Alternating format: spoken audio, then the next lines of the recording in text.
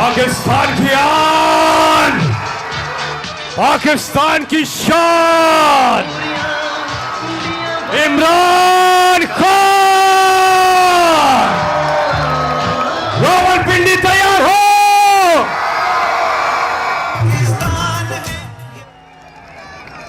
10, 9, 8, 7, 6, 5, 4, 3, 2, 1 जनाब इमरान खान।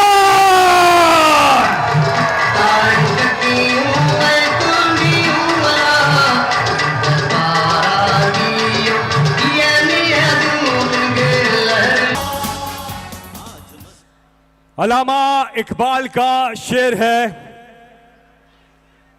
कि दयारे इश्क में अपना मकाम पैदा कर, नया जमाना नए सुबह शाम पैदा कर। मेरा तरीक अमीरी नहीं फकीरी है, मेरा तरीक अमीरी नहीं फकीरी है। खुदी ना बेच गरीबी में नाम पैदा कर। और इमरान खान वो लीडर जिन्होंने इस मुल्क की, इस कौम की खुददारी को बहाल किया, खुद मुख्तारी को बहाल किया, इज्जत नफ्स को बहाल किया। आपके पुरजोर इस्तकबाल में पाकिस्तान की आन है आप, पाकिस्तान की शान है आप, पाकिस्तान की जान है आप, इमरान खान है आप।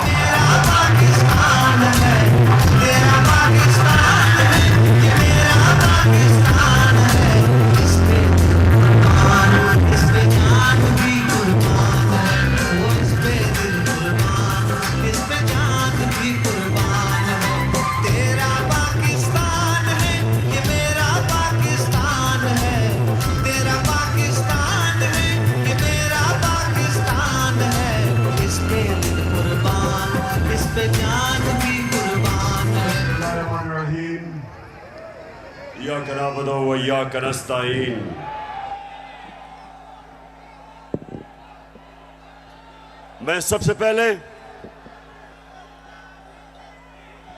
अपने पिंडी के एमएनएस, मेरे एमपीज, मैं आप सबको मुबारक देता हूं, खराज तहसीन पेश करता हूं कि आपने इतने थोड़े वक्त पे ये जलसे को ऑर्गेनाइज किया। और माशाअल्लाह लियाकत बाग में इस तरह का जलसा, इस तरह की रौनक, मैं आप सबको, आपको भी, मेरी बहनों को भी, नौजवानों को भी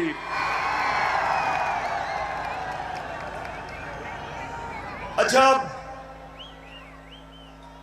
आपने बड़ा संजीदा तरीके से मेरी तकरीर सुननी है, क्योंकि आज मेरे मुल्क में कैंपेन चल रही है और मैं उस कैंपेन के ऊपर भी आऊंगा। उस कैंपेन का एक ही मकसद है कि मेरी कौम को हकीकी तौर पे आजाद ना होने दो। मेरे नौजवानों, खास तौर पे आप, मैं भी बैठा आपको देख रहा था, मुस्तकबिल आपका है।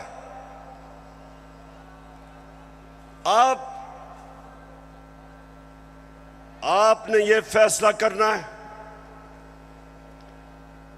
कि क्या हमने उस पाकिस्तान में बड़ा होना है जिसकी ख्वाब देखी थी इलामा इकबाल ने और जिसके लिए जदोजहद की थी कायदे आजम ने, या वो पाकिस्तान जिधर कमजोर के लिए एक कानून, ताकतवर कानून से ऊपर कमजोर अपने हकूक ढूंढता है और ताकतवर सारे कानून तोड़ता है।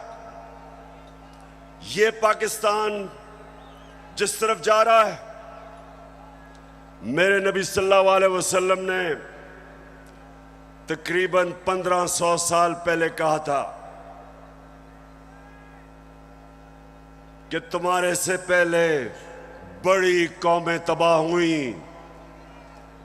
जो कमजोर जब चोरी करता था तो जेल में डाल देते थे, लेकिन जब ताकतवर जुर्म करता था तो वो माशरा उनको नहीं पकड़ता था, कौम तबाह हो जाती थी।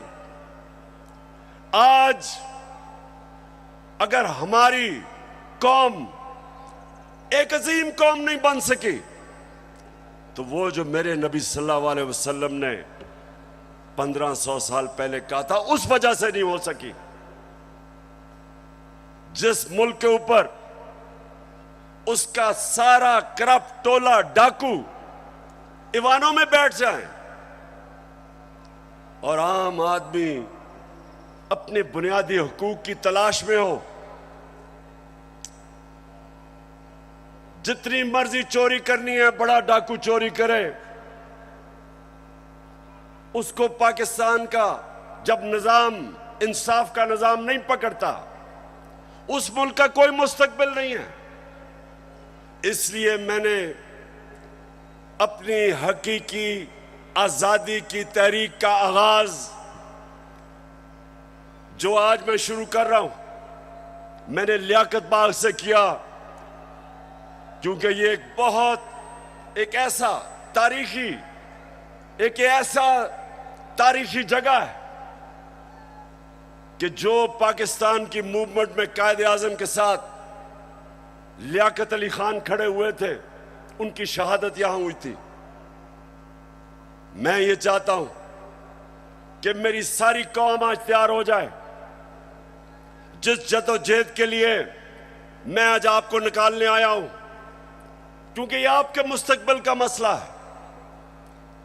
इमरान खान का तो अल्लाह सब दे चुका है, वो तो उसका बार बार शुक्र अदा करता है कि जाती तौर पे तो अल्लाह ने बड़े करम किए मेरे पे। लेकिन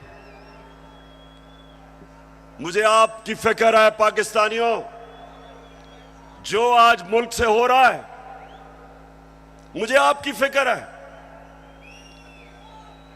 चोर डाकू जब मुल्क की क़यादत पे बैठे हों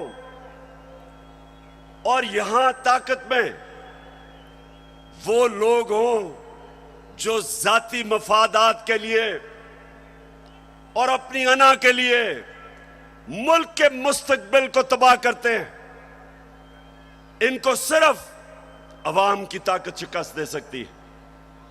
और मैंने अपनी आज कौम से वादा कर रहा हूं कि जब तक मैं अपनी कौम को हकीकी आजादी नहीं दिलवाऊंगा, मैं पाकिस्तान की सड़कों पे होऊंगा, मैं अपने लोगों के अंदर जाऊंगा, मैं अपनी कौम को उठाऊंगा।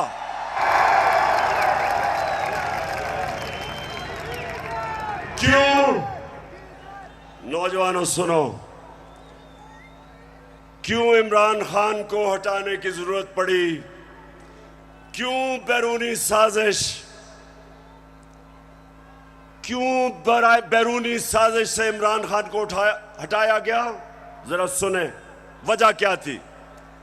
क्या इमरान खान मुल्क के पैसे चोरी करके बाहर बड़े बड़े महल्लात खरीद रहा था? क्या ये मुल्क के पैसे मनी लॉन्ड्रिंग कर रहा था? क्या लोगों की जमीनें चोरी कर रहा था, कब्जे कर रहा था, फैक्ट्रियां बना रहा था? मैंने जितनी देर क़यादत की इससे कम टाइम पे, जब नवाज शरीफ 1990 में आया था 17 फैक्ट्रियां बना चुका था, 17 फैक्ट्रियां बना चुका था। मैं सिर्फ क्यों निकाला नवाज शरीफ को? क्यों निकाला? क्योंकि उसने चोरी की थी। लेकिन इमरान खान की रिजीम चेंज क्यों की गई? क्योंकि वो अमेरिका की नौकरी नहीं करना चाहता था। वो एक आजाद फॉरेन पॉलिसी बनाना चाहता था, जिसका मेरी बहनों और नौजवानों समझो आजाद फॉरेन पॉलिसी क्या होती है। वो फॉरेन पॉलिसी होती है जो अपने अवाम की बेहतरी के लिए होती है, जो फॉरेन पॉलिसी दूसरे मुल्कों के मफादात की हिफाजत करने के लिए होती है और अपने लोगों को दूसरों के लिए कुर्बान करने के लिए होती है, उस फॉरेन पॉलिसी के खिलाफ मैं आया था। मैं ये नहीं चाहता था कि अमेरिका की जंग में मेरी कौम जाए और 80,000 मेरे लोग उस जंग के अंदर कुर्बान हो अमेरिका के लिए। मैं नहीं चाहता था कि अगर आप अमेरिका अफगानिस्तान में यहां से हमारे ऊपर से कोई कार्रवाई करे, मैं नहीं चाहता था कि मेरा मुल्क मुलव्वस हो उसमें, क्योंकि मैं क्यों चाहूं कि अफगानिस्तान से हमारे ताल्लुकात खराब हो। मैं चाहता हूं कि मेरी फॉरेन पॉलिसी हो जो मेरे लोगों की बेहतरी में हो। अगर रूस से मुझे 30 या 40% कम कीमत पे तेल मिलता था और मैं अपने लोगों को सस्ती पेट्रोल और फजलुर रहमान दूं, तो मैं क्यों ना दूं। दिल में हो नीयत साफ तो हो इंसाफ, कहे इमरान खान। तो चली है अब तहरीक के होगा ठीक ये प्यारा पाकिस्तान। दिल में हो तो मैं अगर हिंदुस्तान अमेरिका का स्ट्रेटेजिक एलाई, वो रूस से तेल खरीद सकता है और अपने लोगों को पेट्रोल और डीजल 25 रुपए लीटर कम दे सकता है, तो मैं क्यों ना दूं। अगर मुझे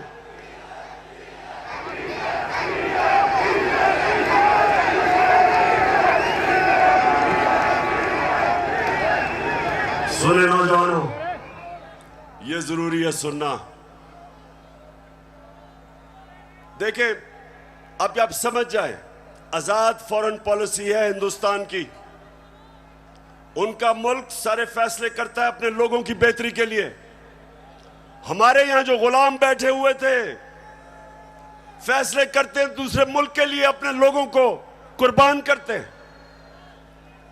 हम दूसरों की जंगों में शामिल होके अपने मुल्क की तबाही करते हैं। सबसे ज्यादा जो लोग बात नहीं करते, अमेरिका की जंग में जो कबायली इलाके के लोगों से जो जुल्म हुआ, जिस तरह सारा कबायली इलाका उजड़ा, 400 ड्रोन अटैक हुए, औरतें बच्चे मारे गए, उनकी जंग की वजह से 35 लाख कबायली इलाके के लोग नकल मकानी कर गए। कौन जिम्मेदार है? सिर्फ इसलिए कि यहां थोड़े साहिब इख्तिदार बैठे हुए थे जिनको थोड़े डॉलर मिलने थे, जिन्होंने थोड़े से डॉलरों के लिए अपने मुल्क को वो नुकसान पहुंचाया जो अभी भी कबायली इलाका नहीं उस नुकसान से बचा। दूसरी चीज, मैं हमेशा कहता था कि अफगानिस्तान में जो अमेरिका गया है, इसका कोई मिलिट्री हल नहीं है, डायलॉग से मसला हल होगा। और यह पसंद नहीं था उनको। और आखिर में मैंने, जब वो अमेरिका वहां से गया, तो उनके भी लोगों ने कहा कि जो मैं कहता था ठीक, लेकिन उनको पसंद नहीं है। उनको आदत पड़ी हुई थी शहबाज शरीफ जैसे गुलामों की और नवाज शरीफ जो सदर ओबामा के सामने पर्ची पढ़ के थैंक यू कहता था।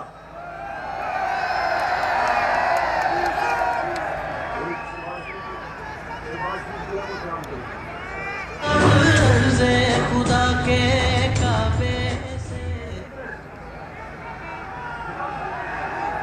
अच्छा सुने, अब ये बड़ा जरूरी है आपने सुनना, क्योंकि मैंने आज आपको खास आगाज करने आया हूं अपनी हकीकी आजादी की तहरीक, और मैं सबको तैयार करने आया हूं। तो सुनने आपने मेरी बात कि पहले तो हटाया क्यों, फिर इनको तकलीफ क्या हुई बाहर वाले मुल्कों को।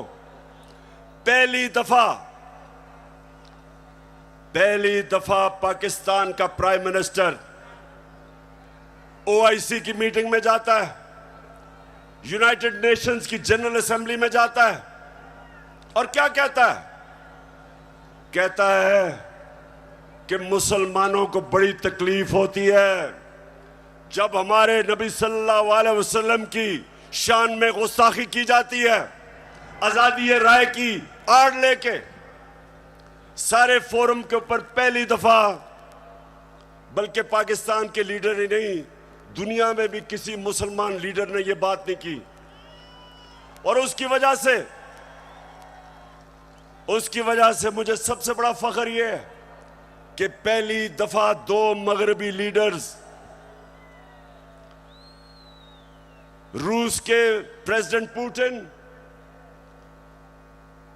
और कनाडा का जस्टिन ट्रूडो प्राइम मिनिस्टर, दोनों ने स्टेटमेंट दी कि आप आजादी राय की आड़ लेके हमारे नबी सल्लल्लाहु अलैहि वसल्लम की शान में गुस्ताखी नहीं कर सकते। यह कभी पहले नहीं हुआ। और 15 मार्च, जो मुझे सबसे ज्यादा फख्र है, आप अगर मेरे से पूछे ना कि 3.5 साल में किस चीज में सबसे ज्यादा फख्र हुआ, 15 मार्च यूनाइटेड नेशंस ने फैसला किया कि एंटी इस्लामोफोबिक डे बनाया में।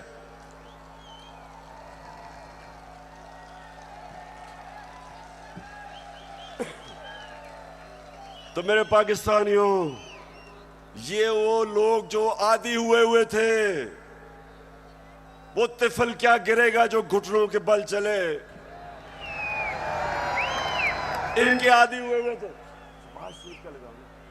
आदी हुए थे, उनको पसंद नहीं आया। ये पूरा साजिश हुई। डोनाल्ड लू ने धमकी दी, साजिश पहले से हुई थी। और इन्होंने तब वो गवर्नमेंट गिराई जो उस वक्त 17 साल के बाद सबसे बेहतर माशी तरक्की कर रही थी। 17 साल के बाद आखिरी 2 साल में 5.6% और 6% पाकिस्तान इकोनॉमिकली हमारी ग्रोथ रेट थी, हमारी दौलत में इजाफा था।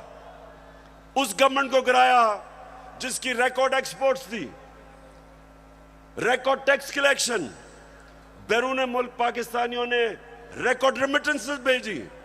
उस गवर्नमेंट को इन्होंने गिराया। किसानों के लिए बेहतरीन जो हमने पैकेजेस दिए, रिकॉर्ड फसलें हुई, उस गवर्नमेंट को इन्होंने गिराया। और उन्होंने गिराया इसलिए कि इनको इमरान खान नहीं चाहिए था, इनको चेरी ब्लॉसम चाहिए था। अब देखो, ये जरा देखें, होके आया हूँ मैं, यूएई के होके, अभी मैं तुर्की होके आया हूँ। और मैंने उन भाइयों को कहा कि आप हमारे बड़े अजीम भाई हैं, हमेशा आपने हमारी मदद की। और मैंने यही कहा, जब मैं आया हूँ तो आप समझेंगे शायद ये मांगने आया है। मैं मांगने नहीं आया, लेकिन मजबूरी है। हमारा जिस तरह माजी में 75 साल में आपने हमारा हाथ बटाया है, कुछ अर्सा आप हाथ बटा। मैंने कहा मैं वादा करता हूं कि इंशाअल्लाह हम पूरी कौम, हम मिलकर दिन रात, हमेशा आपने हमारी मदद की। और मैंने यही कहा, जब मैं आया हूं तो आप समझेंगे शायद ये मांगने आया है। मैं मांगने नहीं आया, लेकिन मजबूरी है।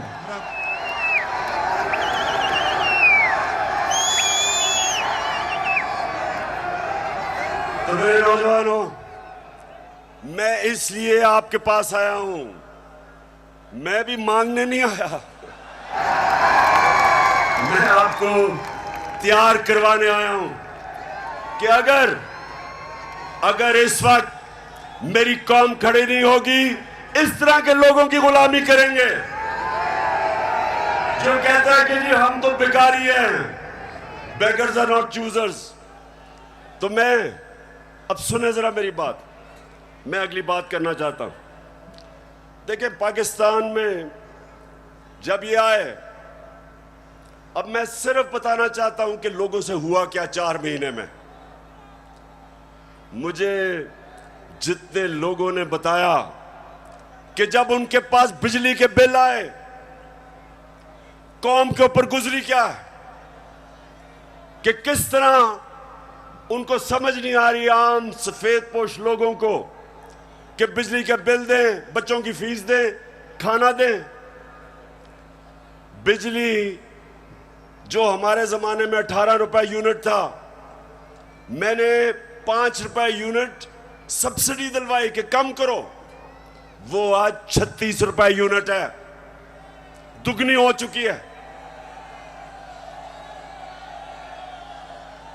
आज हमारी इंडस्ट्री जो सबसे तेजी से लार्ज स्केल मैन्युफैक्चरिंग तेजी से जो बढ़ रही थी, दौलत में इजाफा हो रहा था, सारे बर्रे सगीर में सबसे ज्यादा रोजगार पाकिस्तान में था वर्ल्ड बैंक के मुताबिक। तो इन्होंने जो महंगाई की है, बिजली की कीमतें बढ़ाई हैं, पेट्रोल और फजलुर रहमान की जो कीमत बढ़ाई है, उससे आप समझते कि कितना नुकसान हुआ है इंडस्ट्री। हमारी इंडस्ट्री को नुकसान, बेरोजगारी बढ़ रही है। हमारा तो यहां नौजवान आबादी है, अगर हम रोजगार नहीं देंगे ये लोग किधर जाएंगे? कितने लोग मुल्क से बाहर जा सकते हैं? तो ये जो मैं आज आपके पास सिर्फ अब आपको बताऊं कि इन्होंने जो सारे चोरों के टोला ने मिलके कि जी बहुत महंगाई कर दी इमरान खान ने, मैं ये जरा आप सिर्फ थोड़ा आराम से सुने कि इन्होंने किया क्या है। पहले मैं आता हूं ताकि आपको पता है हमने हमजा कुकड़ी को शिकस्त दी और आपको पता है उसका मुर्गी का कारोबार है। तो जब हम आए थे, मुर्गी का गोश्त केजी जो बिक रहा था, ये हमारे दौर में साल पहले 160 रुपए केजी, आज पहुंच गया 270 रुपए केजी। पेट्रोल एक साल पहले 120 रुपए लीटर, आज पहुंच गया 234 रुपए लीटर। प्याज मैं इसलिए कह रहा हूं क्योंकि आम आदमी प्याज खाता है। साल पहले 44 रुपए, आज 86 रुपए, 86 रुपए केजी एक साल के अंदर। अंडे दर्जन हमारे जमाने में 155 रुपए, आज 211 रुपए।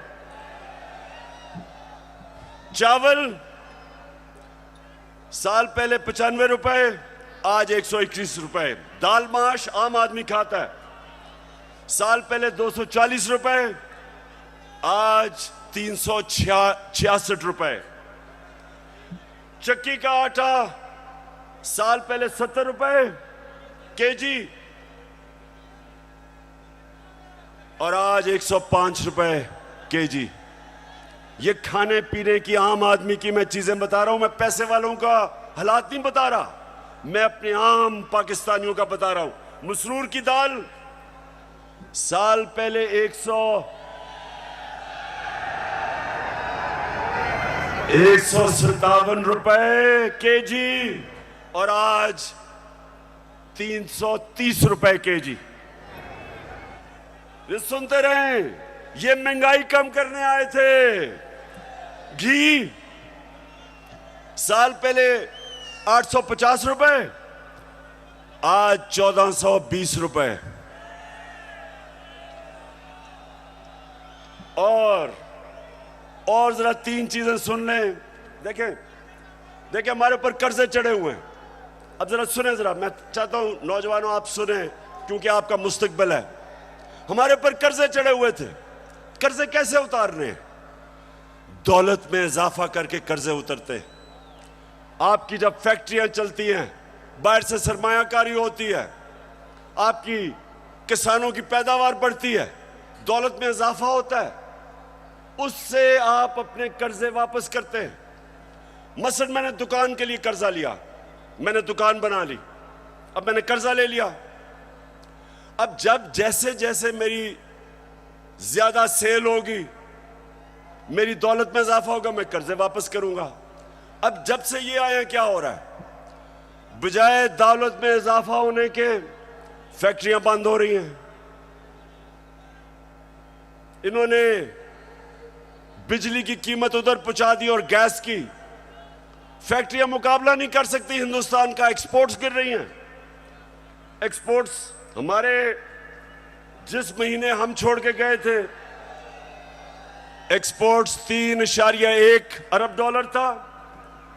आज एक्सपोर्ट्स इस महीने 2.2 अरब डॉलर, जो 3.1 अरब डॉलर से एक्सपोर्ट नीचे आ गई 2.2 अरब डॉलर पे। रिमिटेंस जो बैरून मुल्क पाकिस्तानी पैसा भेजते हैं, हमारे आखिरी महीने में 3.1 अरब डॉलर, वो नीचे आके 2.5 अरब डॉलर पे आ गई। मतलब कि दौलत में इजाफा नहीं हो रहा, कर्जे बढ़ते जा रहे हैं। इनके पास हल क्या है? आर्मी चीफ से टेलीफोन करवा रहे हैं सऊदी अरेबिया को कि जी पैसे दे दो, क्योंकि इनको तो सारे समझते हैं कि चोर हैं ये, इनको तो पैसे कोई नहीं देता। तो आर्मी चीफ अमेरिका को कभी टेलीफोन कर रहा है, कभी यूएई को कर रहा है, कभी सऊदी को कि जी पैसे दे दो। तो इससे क्या होगा? वो तो कर्जे देंगे, कर्जे बढ़ते जा रहे हैं। कर्जे वापस कैसे कर रहे हैं? दौलत में तो इजाफा नहीं हो रहा। और इसलिए मेरे पाकिस्तानियों, इसलिए मैं इनको कहता हूं कि एक ही तरीका है इस मुल्क को इस दलदल में जो घुसा रहे हैं निकालने का, और वो है साफ और शफाफ इलेक्शन। एक ही रास्ता है। लेकिन ये सारे खौफजदा हैं। इन्होंने जब हुकूमत गिराई, नौजवानों सुनो, हुकूमत जब गिरवाई, इनका ख्याल था पार्टी का जनाजा निकल गया। उसके बाद जब पब्लिक सड़कों पे आ गई, इन्होंने 25 मई को हमारे ऊपर जुल्म किया दहशत फैलाने के लिए। उसके बाद 17 जुलाई को बाई इलेक्शन हुआ पंजाब का, हमजा कुकड़ी फारग हो गया, हम जीत गए। सितम के कोहे गरा रूई की तरह उड़ जाएंगे हम महकूमों के पांव तले। ये धरती धड़ धड़ धड़केगी और अहले हुक्म के सहरुख पे जब बिजली कड़कड़ कड़के भी हम देखेंगे लाजिम है कि हम भी।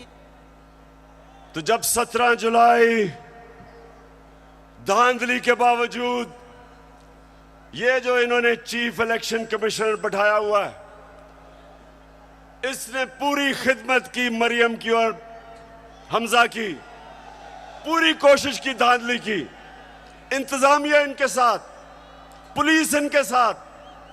उसके बावजूद पाकिस्तानी कौम, पंजाब के लोग इतनी तादाद में निकले कि इलेक्शन हार गए धांधली के बावजूद।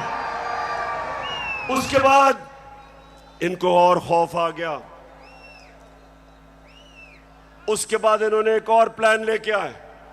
इन्होंने कहा अगर हम अब इलेक्शन करवाएंगे तो ये तो 2/3 अक्सरियत ले जाएगी तहरीक इंसाफ। डर गए, खौफजदा हो गए। फिर इन्होंने एक और प्लान बनाया, और प्लान बनाया कि तहरीक इंसाफ को क्रश करो। पाकिस्तान की जो सबसे बड़ी पार्टी, किसी ना किसी तरह इसको क्रश कर इलेक्शन तब तक ना कराओ जब तक पार्टी क्रश ना हो। और मैं बार बार आइन और कानून के बीच में रहता रहा।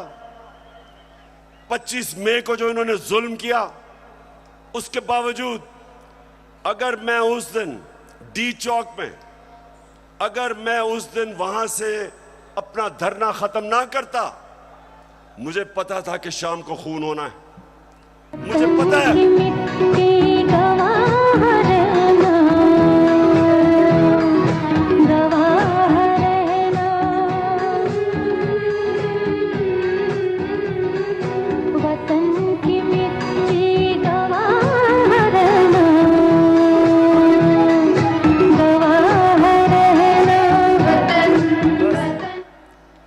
तो मैंने वापस इसलिए 25 मई को मैंने धरना इसलिए खत्म किया कि मैं नहीं चाहता था कि यहां तोड़ फोड़ हो, मैं नहीं चाहता था मुल्क में इंतशार हो, मैं नहीं चाहता था कि मेरे मुल्क को नुकसान हो।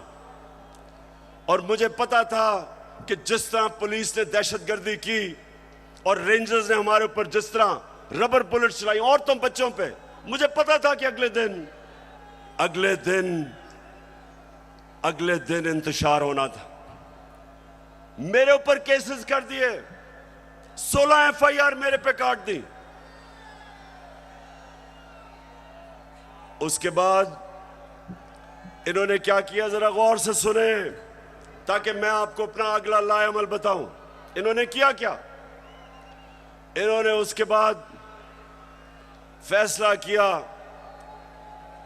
कि तहरीक इंसाफ को दबाया जाए। हमारे वर्कर्स के ऊपर FIRs, धमकियां,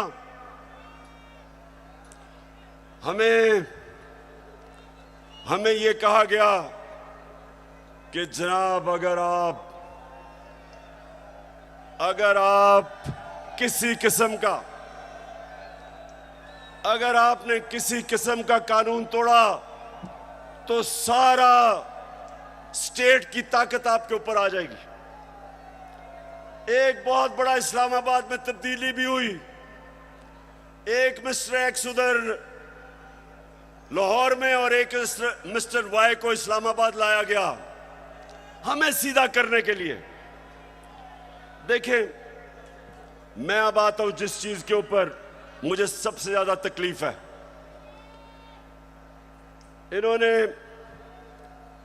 शहबाज गिल को पकड़ा, अगवा किया,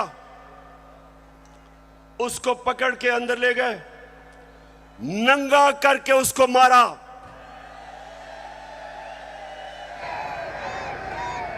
दो तीन दिन तक मुझे तो पता नहीं चला। जब मेरे वकील मिलने गए, उन्होंने मुझे आके बताया कि उन्होंने उसका क्या हशर किया। अब शहबाज गिल, जरा मैं सारे पाकिस्तानियों का तो जरा गौर से मेरी बात सुने। वो एक प्रोफेसर है, वो अमेरिका में कॉलेज में पढ़ाता है, वो अपने मुल्क के लिए आया कि यहां वो भी एक नए पाकिस्तान के लिए जद्दोजहद करेगा। उसका कितना बड़ा जुर्म था, कितना बड़ा जुर्म था कि पहले उसको उठा के उसकी गाड़ी का शीशा तोड़ा, उसको उठा के ले गए। उसके ड्राइवर की बीवी को उठा लिया, 10 महीने की बेटी उसको ले गए और उसको नंगा करके इन्होंने उसको मारा, उसकी तस्वीरें बनाई। जब वो ज़हनी तौर पे जब वो डिस्टर्ब हुआ तो उसकी तस्वीरें बनाई। मैं, वो लोग जिन्होंने ये किया, मैं उन सारों को आज उनसे मुखातिब हूं कि आप सोचें कि आपसे ये होगा, कभी हुआ तो आपके और आपकी फैमिली के ऊपर क्या गुजरेगी। सोचें, एक इंसान की आप डिग्निटी खत्म कर रहे हैं, उसको जानवर भी इस तरह की हरकतें नहीं करते। अल्लाह कुरान में कहता है कि मैंने इंसान को वो सलाहियत दी है कि फरिश्तों से भी ऊपर बना दिया, लेकिन साथ वो ये भी कहता है कि जब इंसान गिरता है वो जानवरों से भी नीचे चला जाता है। ये जो इन्होंने किया है, ये जानवरों से भी नीचे चले गए हैं। अर्ज़े खुदा के काबे से सब बुत उठवाए जाएंगे हम रहले सफा। फिर झूठ बोला जाता है, सारे डरे हुए होते हैं, सुपरिटेंडेंट सच नहीं बताते कि उसके ऊपर तशद्दुद हुआ, छुपाने की कोशिश की जाती है। और मुझे जो अफसोस हुआ कि मैजिस्ट्रेट ज़ेबा, जब आपके सामने एक आदमी आया और तशद्दुद पुलिस कर चुकी थी उस पर, क्या आपको वापस पुलिस के पास उसको भेजना चाहिए था? आपको तफ्तीश नहीं करनी चाहिए थी? ये आपको इंसाफ का तकाजा था कि जब एक आपको नजर आ रहा था कि वो बिल्कुल टूट चुका था, जो उन्होंने उसे जुल्म किया था, उसके बावजूद वापस भेज दिया पुलिस के पास, और फिर कहते हैं जी किसी को तौहीन हो गई। ये आप जो इतना बड़ा रुतबा है जज का, उससे आप इंसाफ नहीं कर रहे। और जो आईजी और डीआईजी इस्लामाबाद, इनके ऊपर, दोनों के ऊपर केसेस हमने दर्ज करवाए हैं, आप इनके ऊपर एफआईआर कटवाई है। और मैं सारी अपनी कौम को कहता हूं कि ये आजाद मुल्कों में ऐसी चीजें नहीं होती, सिर्फ गुलाम मुल्कों में, जिधर आपके हकूक नहीं होते, जिधर इंसाफ नहीं होता, जिधर आइन की और कानून की बालादस्ती नहीं होती, उन कौमों में ये होता है। वहां लोग गुलाम होते हैं, वो कभी ऊपर नहीं आ सकते। जिस कौम के अंदर इंसाफ नहीं होता, वो कभी ऊपर नहीं आती। नबी सल्लल्लाहु अलैहि वसल्लम ने मदीना में लोगों को इंसाफ दे के आजाद कर दिया था। उन्होंने सबको कानून के सामने एक बराबर खड़ा कर दिया था। कोई ताकतवर किसी कमजोर पे जुल्म नहीं कर सकता था, इसलिए वो आजाद हो गए थे। हमारा हर जगह ये जो शहबाज गिल का केस है कि नवाज शरीफ ने उससे बहुत बुरी बातें पाकिस्तानी फौज के खिलाफ की है। देखें जरा इनकी टेप से इन्होंने क्या क्या कहा हुआ पाकिस्तानी फौज के ऊपर। नवाज शरीफ ने, ख्वाजा आसिफ ने, मरियम ने, उनको क्यों नहीं पूछते? क्योंकि वो ताकतवर हैं। वो बेचारा अमेरिका से आया था, कहा कि उसको पूछने वाला कोई नहीं, उसको इस तरह आपने जलील करके। और मुझे शर्म आती है कि हमारे मुल्क में इस तरह की इंसानों को जलील किया जाता है। और इंशाअल्लाह इसका हम पूरा कानूनी तौर पे हम पूरा इंसाफ लेके रहेंगे इसके ऊपर। बाजवा साहब, आपने हमारी अच्छी भली चलती हुकूमत को रुखसत करवाया, जजों से जोर जबरदस्ती से फैसले आपने लिखवाए। जनरल बाजवा साहब, आपको 2018 इलेक्शन में अवाम के मैंडेट की चोरी का हिसाब देना है। हाँ, नवाज शरीफ ने ये जरूर किया कि उसने किरदारों और इदारों के दरमियान एक वाज़ेह लकीर खींच दी है। एक या दो अफराद इदारा नहीं हुआ करते, एक या दो अफराद इदारों की बदनामी का बायस बना करते हैं।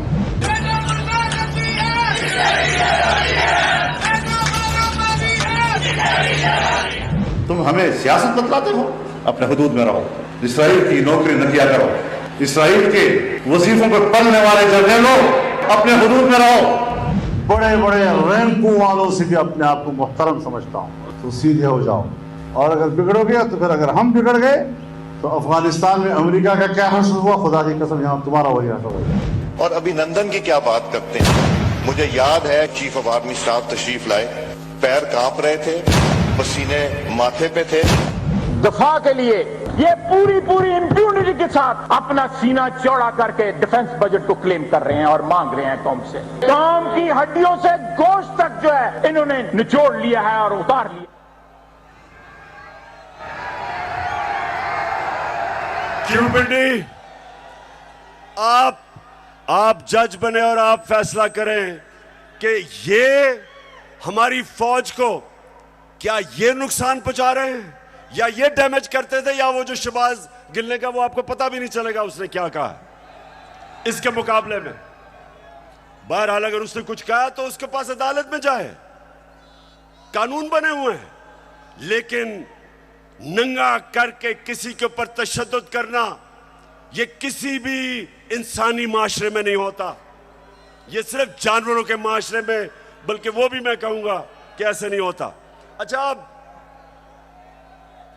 अब जो इनकी गेम है, इनकी गेम ये है कि ये शहबाज गिल को मिसाल बनाई जाए।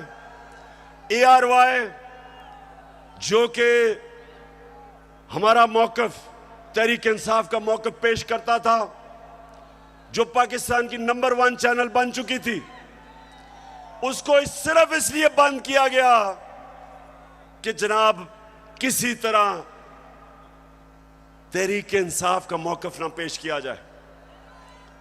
पैमरा को इस्तेमाल, अब पैमरा भी आ गया। पैमरा कहता है कि जनाब इमरान खान की लाइव तकरीर नहीं हो सकती। क्या जुर्म किया इमरान खान ने? जुर्म ये किया है, सिर्फ जुर्म एक है कि वो कभी इन चोरों के टोले को तस्लीम नहीं करेगा। ये जुर्म है उसका। ज़माने के अंदाज बदले गए। उसके बाद सोशल मीडिया, उनके बच्चों को पकड़ पकड़ के धमकियां दी जाती है। मीडिया की कोई बात करे उनको धमकी दी जाती है। तो मैं आखिर में अब मैं अपने न्यूट्रल से मुखातिब हूं।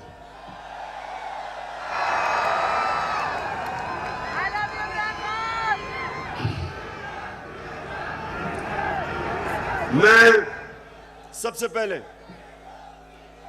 आपको यह बताना चाहता हूं, वो वाले जो 4 लोगों की स्टेटमेंट है ना,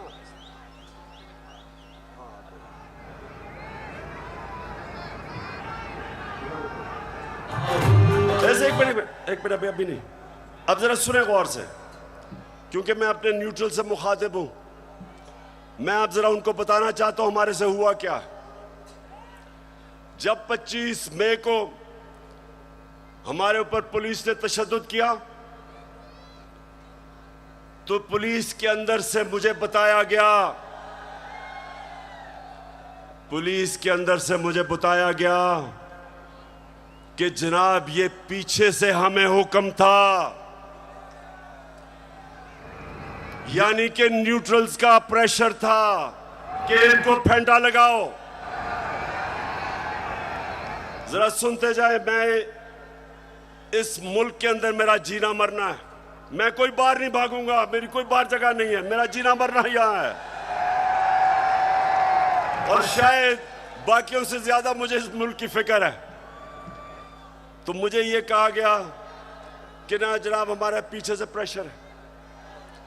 फिर ये जो चीफ इलेक्शन कमीशन हर फैसला हमारे खिलाफ दे रहा है, पूरा ये जो मुझे डिस्क्वालीफाई करने की कोशिश है, अंदर से पैगाम आता है कि जी मैं तो वो तो कुछ नहीं कर रहा, पीछे से प्रेशर है बूट का।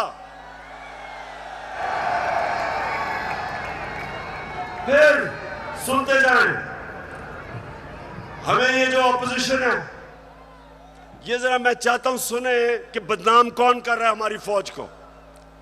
ये अभी ये जो पुलिस वाला जो हुआ शहबाज गिल से, हमने पुलिस से पूछा तुमने तशद्दुद, हमें तो पता ही नहीं जी, पीछे से हुआ है कुछ, वो भी आपकी तरफ कह रहे हैं। तो जो भी हो रहा है आज पाकिस्तान में, जो गलत काम होता है आपका नाम लग जाता है।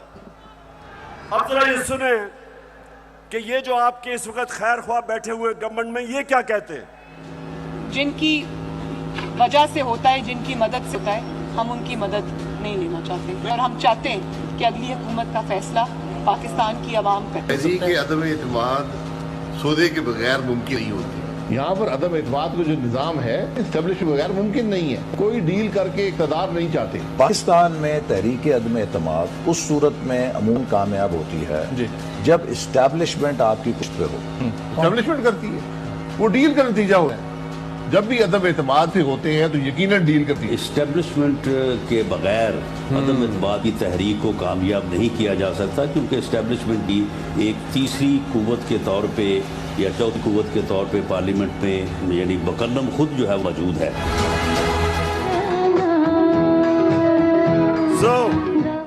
सो मैं ये सवाल पूछता हूं, कौन किसको बदनाम कर रहा है? और उसके बाद जरा सुनते रहे।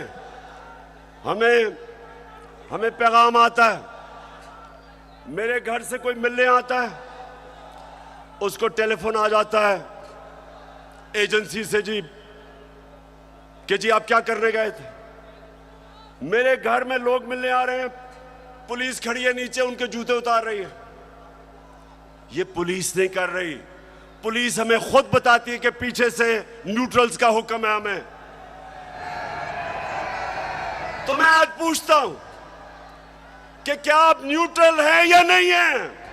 बताएं हमें। और अगर नहीं है तो क्यों इस मुल्क को इतना नुकसान पहुंचा रहे हैं? अगर इन लोगों के साथ आपने खड़ा होना है तो क्या आपका ख्याल है कि जो कौम 30 साल से इनको चोर समझती है, वो क्योंकि आप आज आप इनके साथ खड़े हैं, वो इनको पाक कर देगी? वो मान जाएगी कि ये नहीं, चोर नहीं है? आपको भी नुकसान पहुंच रहा है। मैं आज इसलिए कह रहा हूं सब कुछ कि मुझे पता है प्लान क्या बना हुआ है। जो मिस्टर वाई आया, मुझे पता है वो क्या प्लान बना के आया है कि मीडिया को दबाओ, आवाज बंद करो, इनको डराओ धमकाओ, शहबाज गिल को मिसाल बनाओ, इमरान खान को जेल में डाल दो। इमरान खान को जेल से कोई फर्क नहीं पड़ेगा। जो करना करो, जो करना करो। मैं अपनी कौम के सामने सारी कौम को इकट्ठा करूंगा, और अगर ये जो डिस्क्वालीफाई कर रहे हैं जी, फंडिंग केस या फलाना केस, जो भी आप करेंगे, आप अपनी कौम को नुकसान पहुंचाएंगे। क्यों? क्योंकि सबसे बड़ी पाकिस्तान में इस वक्त नेशनल लेवल पे फेडरल पार्टी तहरीक एक ही है, तहरीक इंसाफ। सारे पाकिस्तान में है, सारे सूबों में है। ये मुल्क को इकट्ठा रख सकती है। कभी फौज अकेला मुल्क को इकट्ठा नहीं रख सकती, नहीं तो ईस्ट पाकिस्तान को इकट्ठा रख सकते। पॉलिटिकल पार्टी जो सारे मुल्क में इंसानों को इकट्ठा करती है, वो मुल्क को मजबूत रखती है। उस पार्टी को कमजोर करने का मतलब पाकिस्तान को कमजोर करना है। और अगर आप इसी पार्टी को दीवार से लगा देंगे, जो आप इस वक्त प्लान बना हुआ है, मैं आपको यकीन दिला रहा हूं कि यहां श्रीलंका वाला हाल होने वाला है। अभी तो हम आइन और कानून के बीच में चल रहे हैं, लेकिन जब एक पॉलिटिकल पार्टी हट जाएगी रास्ते से, तो जो हालात है पाकिस्तान में, कौन रोकेगा पब्लिक को? 22 करोड़ लोग हैं। श्रीलंका तो 2 करोड़ से थोड़ी सी ज्यादा उनकी पूरी आवाम है। यहां तो 22 करोड़ पाकिस्तानी है। जो हालात है, अगर इसमें आप पॉलिटिकल पार्टी को खत्म करके इन चोरों को ऊपर मुसल्लत करेंगे, नुकसान तो मुल्क है। और मैं इसलिए आखिर में कहता हूं कि इस मुल्क के पास सिर्फ एक रास्ता है, और वो रास्ता है साफ और शफाफ इलेक्शंस का। ये जो बाकी तरीके इख्तियार किए जा रहे हैं, एक वो सेटअप, एक जिनके पास पब्लिक में निकल नहीं सकते, जलसा वो नहीं कर सकते, उन लोगों को अगर, और 30 साल से जो चोरी कर रहे हैं, अगर आप समझते हैं कि ये कौम उनको एक्सेप्ट कर जाएगी, कौम भी नहीं एक्सेप्ट करेगी, कोई भी इन्हें एक्सेप्ट नहीं करेगा, ना बाहर इनकी क्रेडिबिलिटी, ना पाकिस्तान में। और आगे हमारे मुल्क के हालात बिगड़ते जाएंगे। ये कर्जे लेके और समझना कि जी मुल्क चलना शुरू हो गया, क्योंकि कई मुल्कों ने कर्जे दिए। ये कैंसर का इलाज डिसिप्लिन से हो रहा है। कर्जे बढ़ते जा रहे हैं, कर्जे का बोझ बढ़ता जा रहा है। ये इस तरह मुल्क नहीं चलेगा।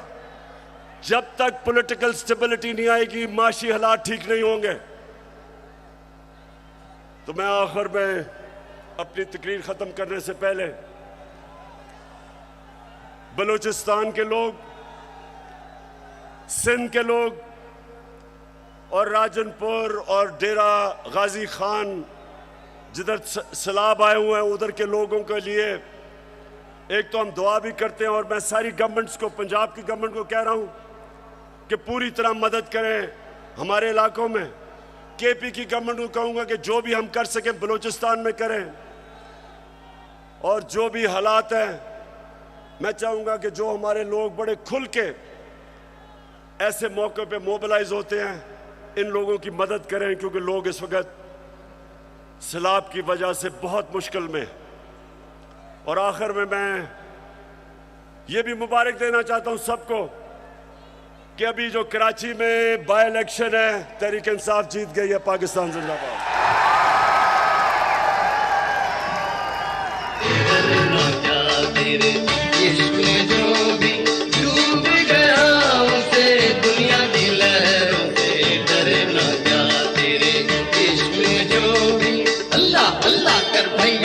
अल्लाह ही से डर भैया, अल्लाह अल्लाह कर भैया, अल्लाह ही से डर भैया।